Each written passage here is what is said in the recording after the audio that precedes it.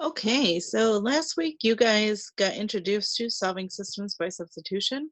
Last week you always had one of the variables already by itself, and today that's not going to be the case. Um, so if I take a look at my two equations in number one, neither one of them has a variable all by itself on one side of the equal sign. So what you want to do is look in either equation. Okay, so you might notice pretty quickly that this first equation right here, if I were to just add 3y to the other side, I would have x all by itself.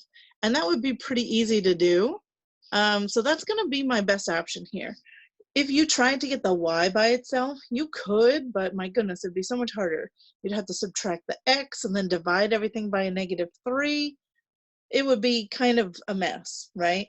You could have used the bottom equation, but again, it's just not as easy to get something by itself. So take a second and just look at your equations and see if there's something that's easy to get by itself. And if there is, then you go for it. Okay, so here's what I'm going to do. I'm going to recopy that first equation just down here. X minus 3y equals 4. Okay, and we said to get the x all by itself, all I'd have to do is add that 3y to the other side. So now I have x equals 4 plus 3y. You can't add the 4 and the 3y together because they're not like terms, right? It would have to be like 4y plus 3y and you could get 7y.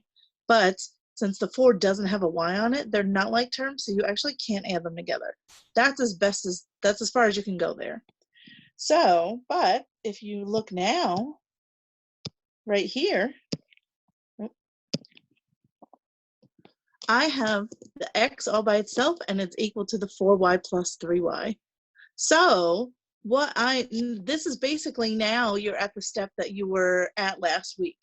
Now I do have an equation that has a variable all by itself, so I can take that and plug it into the other equation and do exactly what you did before. So I'm going to take everything in this box that x is equal to. Oh, here is one other important point. You have to plug it into the other equation.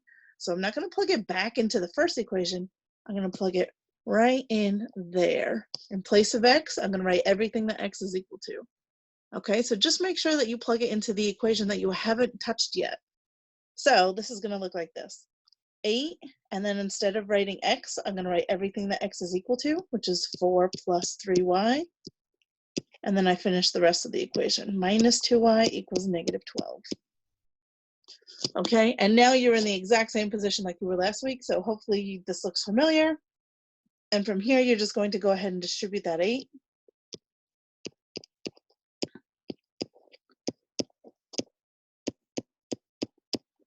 We can combine like terms. I have a -24y and a -2y. So now I'm at 32 plus 22y equals -12. Now I'm going to subtract 32 from both sides. I'm going to write my answer up over here because I'm running out of room, and I'll try and squeeze it in right there. So that'll be 22y equals -12, and -32 is a -44. Divide both sides by that by 22, and y ends up being -2. So then just like last time, you have one of your variables. Now you need to go back and go ahead and find the other one. So if I just go right back, let me switch colors again. I'm going to go right back to this equation here. And now that I know that y is -2, I'll go ahead and plug in -2 and I'll be able to solve for x. Okay, so I'm going to do that work here because I'm short on room. So x equals 4 plus 3 times y is now -2.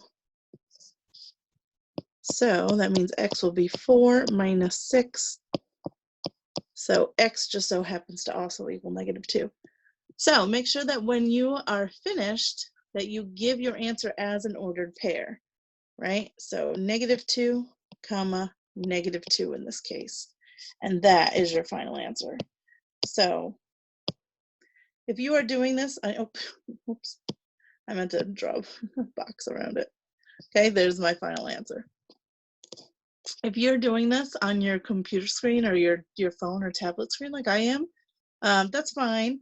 I know it's a little hard to sort of fit everything in there. So if you want to, obviously you're welcome to do this on paper, but just make sure that you have some way to indicate to me what the final answer is. So even if your work is kind of all over like this, but then you put a large box or starred or something, some way that I know where your final answer is. Okay, so let's go ahead and erase all of this. Oh, wait. I wonder if I push this button. Oh, wait, no.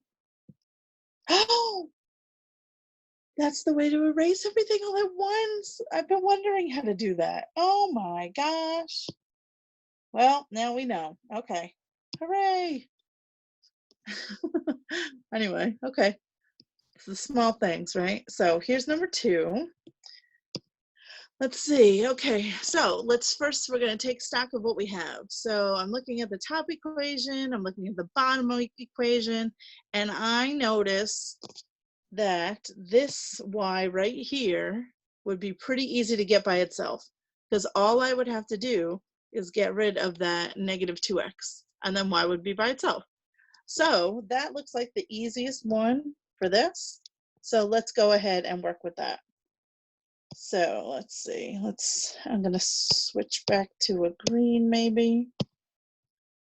And I'm just going to add 2x on both sides. So again, -9 and a positive 2x, I can't combine them because they're not like terms. It doesn't matter if you write it as 2x minus 9 or -9 plus 2x. It doesn't matter. It's up to you.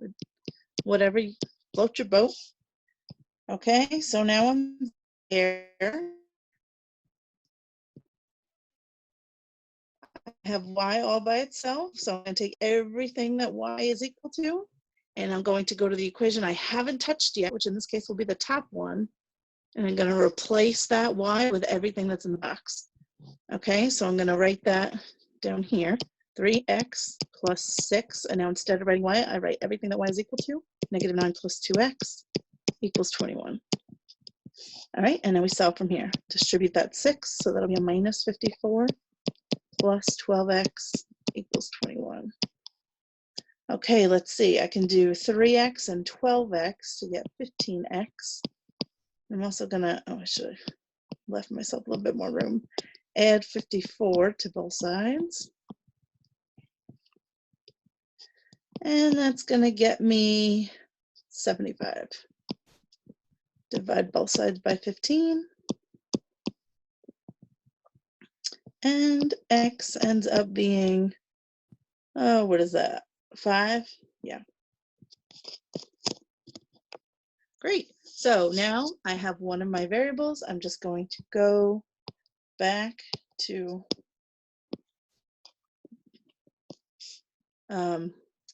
that equation where I have the y all by itself, and now I'll just plug in 5 for x, and I'll be able to figure out what y is. So y equals -9 plus 2 times 5. So that means -9 plus 10. So y is now just 1. So I'm going to put my answer up here, nice and big. Make sure you do always x first, then y. And there's my final answer. Okay. Oh my gosh, I can't believe that there's this button right here that just erases it. Oh, and I've been erasing it by hand this whole time.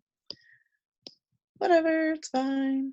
Okay, so here's number 3. Let me actually zoom in a little bit bigger so I have a little bit more room to write. Oh, maybe I can't. Okay, well, all right then. Okay, let's try this one. So again, I'm going to scan, and this one for sure, again, it looks like it's that y. That's going to be the one that's easiest to get by itself, because all I'll have to do is add 4x to both sides. So I'll just jump right in and do that. So now I have y equals -1 plus 4x. I'm going to take everything that y is equal to, and I'm going to go to the equation I haven't touched yet, which is this one, and I'll plug it in for y right there. Okay, I'll switch colors. So rewriting that equation with y now substituted in, negative 3x minus 5 times everything that y is. Negative 1 plus 4x equals 5. Okay, now we'll just distribute that negative 5. So now it's a plus 5 minus 20x.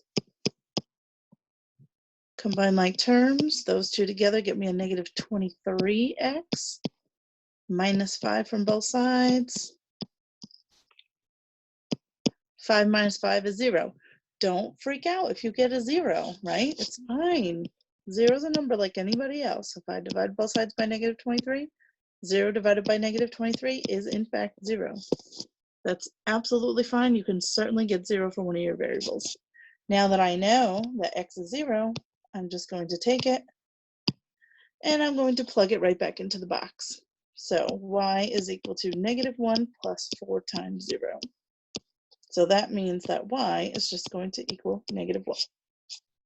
Okay, and then I have my answer. The x coordinate was 0, the y coordinate was negative 1. Okay, don't forget that you can check this, right? We went over that in a previous video. You can take your x and y coordinates, plug them back in to make sure that they work. That's always a good way to check. So let's delete all of this. Slide right on over. Last one. Okay, let's try this. Okay, this one, I hope that you're still watching this far through because this one's a little bit of a different situation. It's not that easy to get any of these variables by itself. Okay, there is one that's going to be the easiest. Okay, so let's think about it. I'm just going to start with the bottom equation just to sort of walk you through how you might want to think about this. So if I wanted to get this x by itself, think about what you would have to do. You'd have to add 2y to the other side, and then you'd have to divide everybody by 7. Do you want to divide 23 by 7 and 2 by 7? I don't. That would not work out well. Okay, so I'm not going to do that. Let's say you want to do this one, get that y by itself. So think about what you'd have to do. You'd have to minus the 7x to the other side, and then you'd have to divide everything by negative 2. Okay, well, dividing by 2 is not that bad, but 23 divided by 2 is not nice, right? It's not terrible, but I really don't want to deal with a fraction if I don't have to. So I'm not going to use the bottom equation at all right now. Okay, let's go to the top equation. And I'm actually going to rewrite it just down below, just so I can work with it a little bit easier down here. Okay, so again, let's kind of walk through this. If I wanted to get this x by itself right here, I would add 2y to the other side, and then I'd have to divide everything by a negative 8. So again, not ideal because 22 does not divide by 8 evenly. So I'm not going to go that route. Our last chance, right, is to get this y by itself. So let's just kind of think our way through. If I add 8x to both sides and then divide everything by a negative 2, this is the one that's the easiest because I can divide 8 and 22 by 2 without dealing with fractions. So that's going to be the one that I want to get by itself. It's not wrong if you get a different variable by itself. It's just that you're making your life so much more complicated. Why deal with a fraction if you don't have to, right?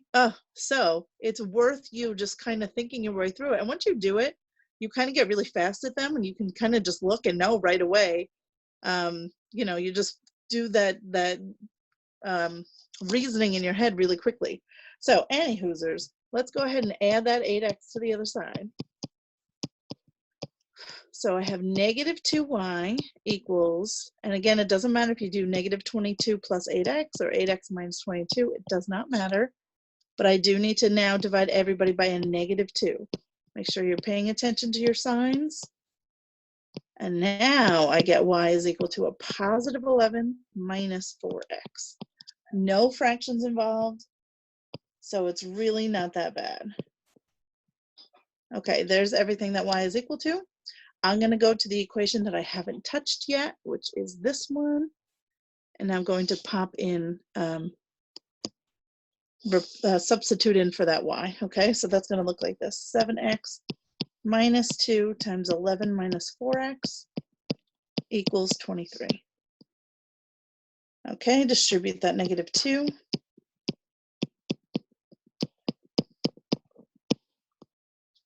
Combine my like terms, I have a 7x and an 8x, so that's a 15x. I'll sneak in the adding of the 22 to the other side. Whoop. And that's a 45. Divide both sides by 15, and x is going to equal 3. Take that 3, pop it right back into the box, switch colors real quick. So let's see, y equals 11 minus 4 times 3. So that's going to be 11 minus 12. So that means that y is a -1. Put my answers together, always the x coordinate first and then the y coordinate. Doesn't matter in which order you solve them, it's just you always want the x first and then the y. All right, looks pretty good. So I've left 5 through 10 for you guys to try. All of your answers should come out as nice numbers, so you shouldn't be getting decimals or fractions in your final answers. If you are, something's not right. Go back and see, did you drop a negative? Did you add something wrong? If you can't figure it out, please send us an email and we'll be happy to look over your work. Okay? Talk to you later.